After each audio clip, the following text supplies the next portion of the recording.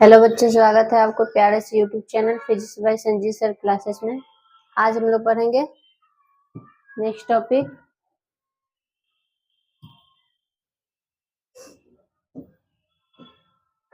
तो देखिए टॉपिक का नाम है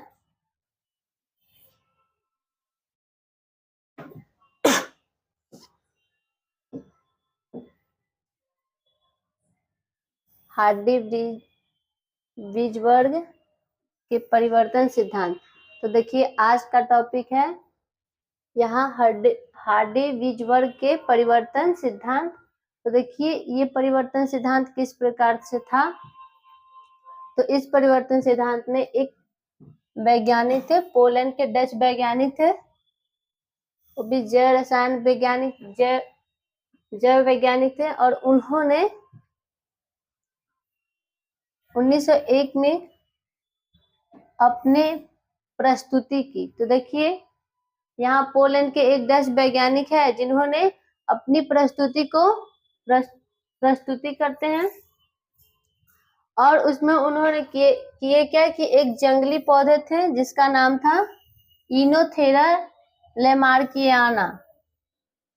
तो इनोथेरा लैमार्कियाना पौधे को कुछ ऐसे भी जाति को देखे थे जो अपने मूल पौधों से लंबाई, फल के रंग एवं पत्तियों के आकार में भिन्नता थी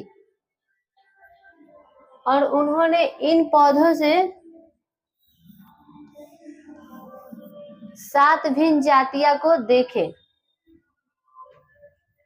और उसी के अनुसार किसी भी जाति के पौधे में आकस्मिक रूप से होने वाले वंशागत परिवर्तनों के उत्परिवर्तन कहते हैं। तो देखिए उन्होंने अपने प्रस्तुत में देखे कि एक जंगली पौधा था जिसका नाम था इथोनेरा लैमार्कियाना और उसके कुछ ऐसे भी पौधे थे जो मूल रूप से भिन्न था, अपने मूल पौधों से भिन्न होता था। उसमें पत्तियों की आकार, लंबाई, फल का रंग ये सब मूल पौधों से भिन्न था और इसी प्रकार से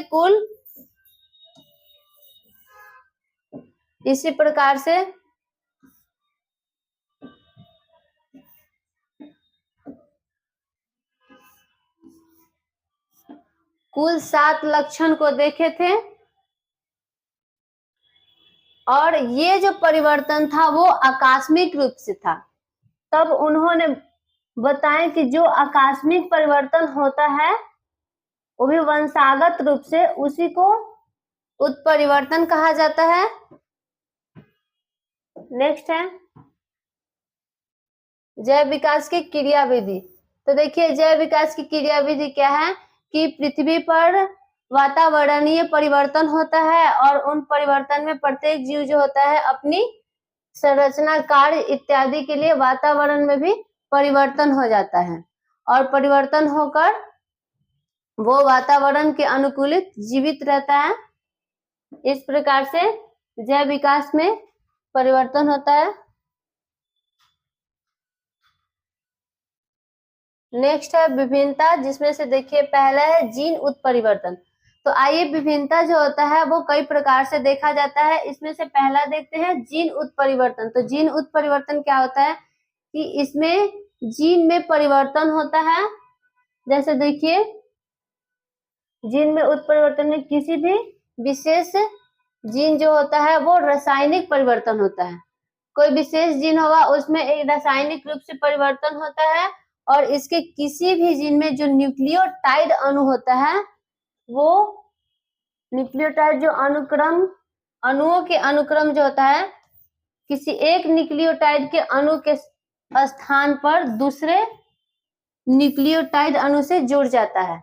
तो देखिए जीन परिवर्तन किस प्रकार से होता है कि इसमें जो जीन होता है उसमें उपस्थित न्यूक्लियोटाइड के अणुओं जो होता है उसका अनुक्रम किसी एक जीन के न्यूक्लियोटाइड के अनुक्रम जो होता है दूसरे जीन के अणुओं के साथ, न्यूक्लियोटाइड के अणु के साथ जुड़ जाता है और इस प्रकार से परिवर्तन होता है जिसे जीन उत्परिवर्तन कहा जाता है।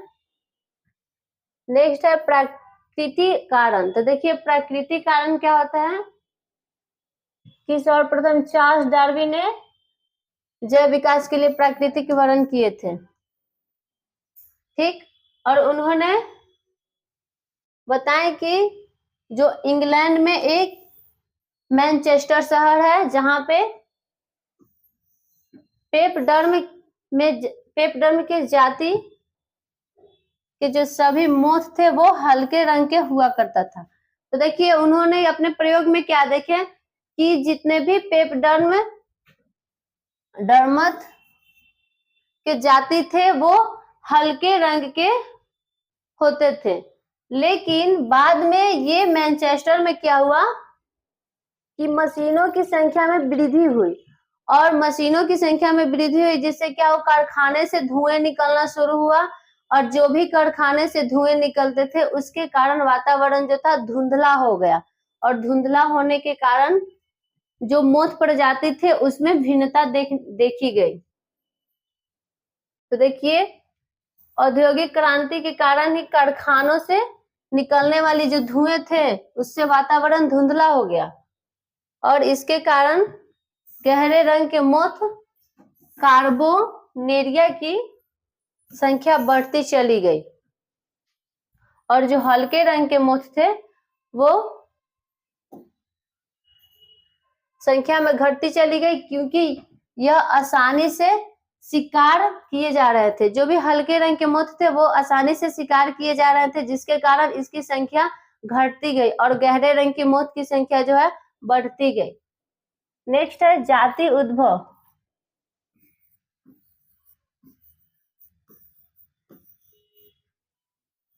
तो देखिए जाति उद्भवन या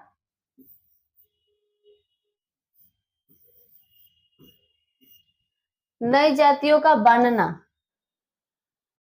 तो इसमें क्या होता है कि किसी भी जाति के जीवन जो होता है उसके बीच संकरण द्वारा स्वतंत्रता जीन प्रभाव रुक जाने से उसे जाति के जीवन अलग अलग जातियों में बढ़ जाने के कारण जाति विविधता कहते हैं। तो देखिए इसमें क्या होता है कि किसी भी जाति होते हैं उसके जीवन के बीच संकरण द्वारा स्वतंत्रता जीन को प्रभाव रुक जाता है, और रुक जाने के कारण क्या होता है जाति के जीवन की अलग अलग जातियों में बढ़ जाता है, और बढ़ जाना ही क्या जाति विविधता कहलाता है।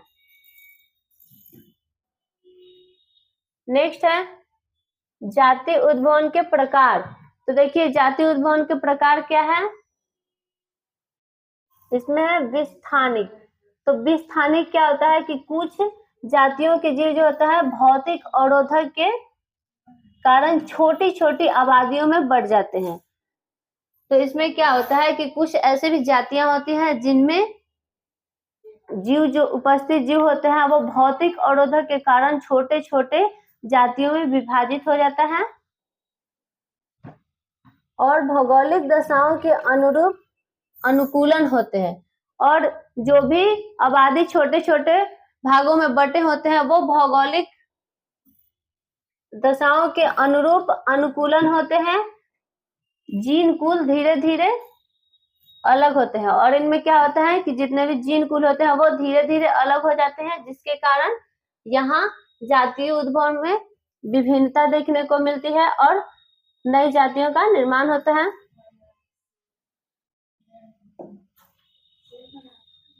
नेक्स्ट है समस्थानिक समष्टि। तो देखिए अब समस्थानिक समष्टि में क्या होता है कि एक ही स्थान पर पाए जाने वाले एक ही जाति के दो या दो से अधिक समष्टियां जो जननिक अलगाव दर्शाती है, और यह अधिकांश पेड़ पौधों में देखने को मिलता है। तो देखिए समस्थानिक समष्टि में क्या होता है कि एक ही स्थान पर रहने वाले और एक ही जाति के दो या दो से अधिक समष्टियां जिनमें क्या होता है जननिक अलगाव होता है, और ये जो होता है अधिकतम पेड़ पौधों में देखा जाता है। नेक्स्ट है वियोजन या पृथक्करण। तो देखिए वियोजन या पृथक्करण क्या होता है कि वियोजन जैव विकास का महत्वपूर्ण कारक है। कहा जाता है कि वियोजन जो होता है जैव विकास का एक महत्वपूर्ण कारक है और यहाँ एक ही आबादी के सदस्यों में होने वाले क्रियाएं जिनके द्वारा एक दूसरे से अलग हो जाते हैं। और इसमें क्या होता है कि एक ही आबादी के जितने भी सदस्य होते हैं उनके बीच क्रियाएं होती है, कुछ ऐसी क्रियाएं होती है जिसके कारण वो एक दूसरे से अलग हो जाते हैं और प्रजनन योग्य नहीं होते हैं।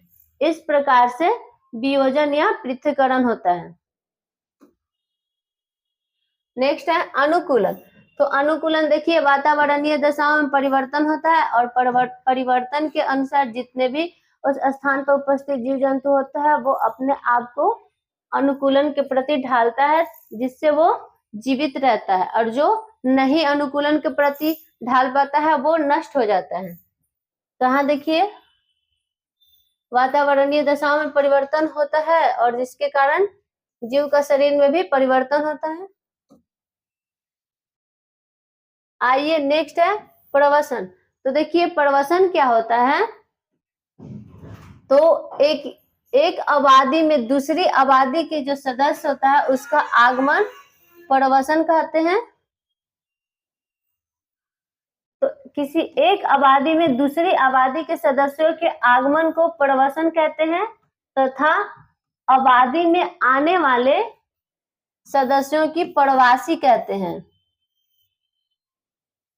अब ये प्रवासी सदस्य की आबादी जो है सदस्यों के साथ लैंगिक संबंध स्थापित होने से आबादियों की जीन कुल में समावेश होता है और यहाँ जीन आवृत्ति में बदल जाती है।